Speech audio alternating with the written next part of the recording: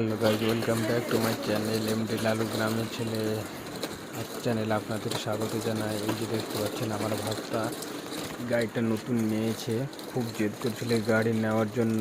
তো শেষমেশ ওকে গাড়িটা নিয়েই দিতে হলো। হ্যাঁ, আর যে দেখুন না গাড়ি চালানোর স্টাইল, ধাঁসটা দেখুন কীভাবে গাড়ি চালাচ্ছে।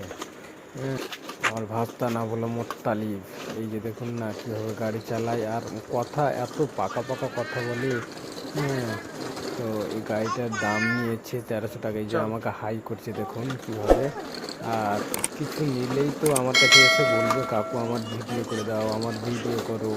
মাকে বলে অনেক সময় যে মা ভিডিও করবো কাকুর কাছে, তখন ওর মা পাঠিয়ে দেয় আমার কাছে।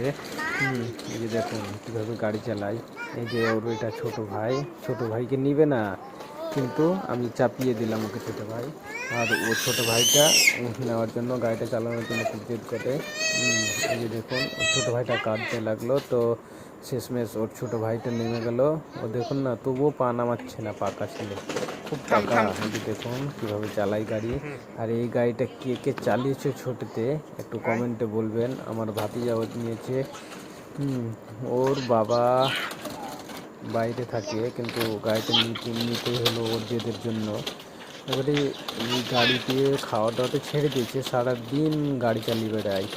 দুপুরে রোদ্রের সময় গাড়ি বের করে নেয় ঘরের থেকে, রাস্তায় চলে আসে গাড়ি নিয়ে। এই যে দেখুন না খুব পাকা পাকা কথা বলতে পারে।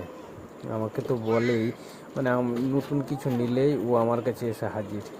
ঘড়ি নিয়েছিল এর আগে, ঘড়ির ভিডিও করেছি। এর আগে অনেকটা কথা বলার ভিডিও আছে, ওর বাবা মার নাম সব কিছু, গ্রাম।